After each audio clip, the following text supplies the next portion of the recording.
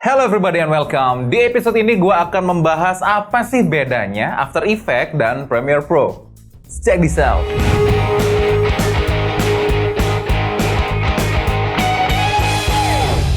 Oke, secara garis besar ya, perbedaan After Effects dan Premiere Pro itu adalah yang satu adalah software editing, yang satunya adalah software compositing ya. Jadi ini harus diperhatikan betul. Satunya adalah penyunting, satunya adalah pembuat komposisi ya.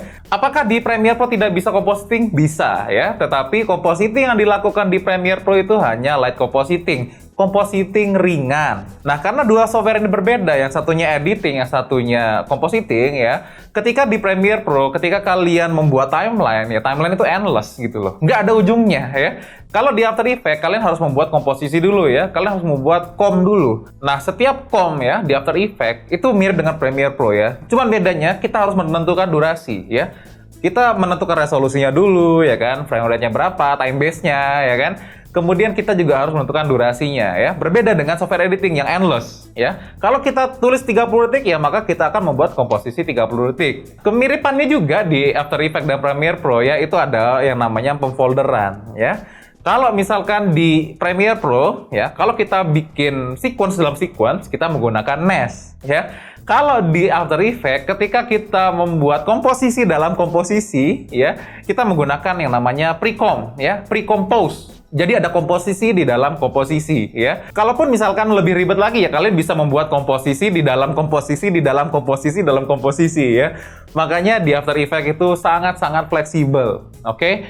Apalagi bedanya Premiere Pro dan After Effects ya, tentu saja ya 3D tracking ya. Kalau di Premiere Pro 3D tracking itu ada ya, ada 3D tracking. Tetapi data 3D tracking yang di Premiere Pro itu tidak se-fleksibel data 3D tracking yang kita bisa gunakan di After Effects ya, karena memang berbeda software, yang satu editing, satu compositing ya. Nah, di After Effects data dari 3D tracking itu bisa kita gunakan sangat-sangat fleksibel.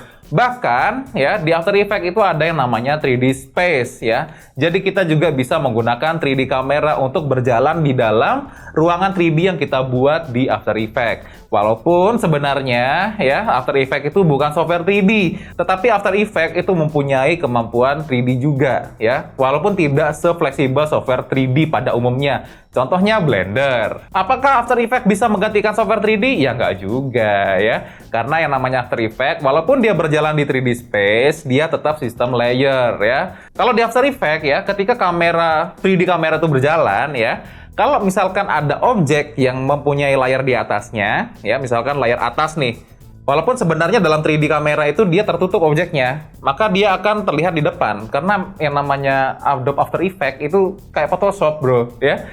Dia sistemnya layer ya. Jadi untuk membuat kesan efek 3D yang benar-benar seperti real yang kita buat di software 3D, itu banyak banyak kerjaannya gitu ya. Jadi kita harus masking satu-satu dan lain sebagainya ya. Tapi buat kalian mungkin yang akan mendalami After Effects dan visual effects ya, VFX ya, gue sangat sarankan kalian belajar juga 3D ya, 3D compositing ya. Misalkan menggunakan Blender. Nanti dari Blender kita olah lagi di After Effects. Wah, jadinya mantap jiwa, oke? Nah, kemudian apa sih bedanya After Effects dan Premiere Pro ya? Kalau di After Effects itu juga ada yang namanya expression ya. Expression ini menggunakan JavaScript kalau nggak salah. Ada juga script klasik After Effects yang sudah ada dari Adobe CS ya. Kita tetap bisa menggunakan di Adobe CC ya. Baik itu CC 2019 ataupun CC 2020. Nah, kalau di Premiere Pro itu tidak ada yang namanya expression ya. Tentu saja dalam compositing itu sangat penting sekali kita mengerti yang namanya expression ya.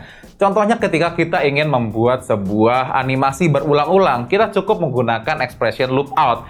Dia akan mengulang-ulang keyframe yang sudah kita bikin. Berbeda dengan Premiere Pro.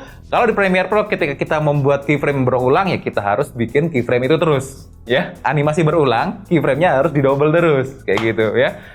Makanya kalau gue pribadi ketika kita membuat motion grafik ya kan dan lain sebagainya ya, itu lebih baik kita menggunakan After Effects. Oke, jelas ya. Nah, yang terakhir ya, yang namanya After Effects itu ada yang namanya particle ya. Ketika di software After Effects itu kita bisa menggunakan particle generator untuk membuat komposisi kita. Misalkan kalian pernah nonton apa ya? Now You See Me ya.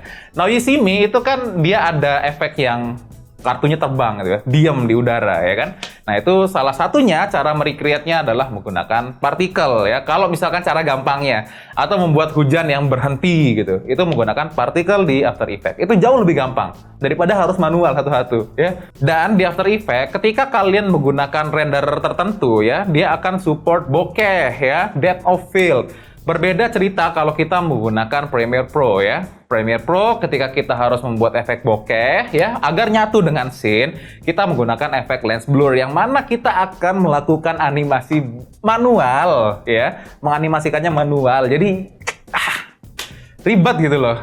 Yang mana itu kita bisa melakukan itu lebih mudah di After Effects ya, menggunakan 3D camera ya. Dan di 3D kameranya After Effects itu kita bisa setting ya, mau lensanya berapa mili ya, 35 mili, 50 mili, 80 mili dan lain sebagainya. Jadi yang namanya After Effects itu memang sangat diperlukan ketika kalian ingin mendalami motion graphic, visual effect, dan compositing pada umumnya. Oke, karena ada event visualizer ya, yang mana mungkin sebagian dari kalian akan menggunakan After Effects untuk membuatnya ya. Makanya ke depan gue akan membuat episode-episode After Effects basic ya, dasar-dasar After Effects yang kalian bisa pelajari di episode selanjutnya. Oke, sekian dulu dari gue. Kalau ada pertanyaan, langsung aja komentar di bawah. See you next time, dan terus berkarya.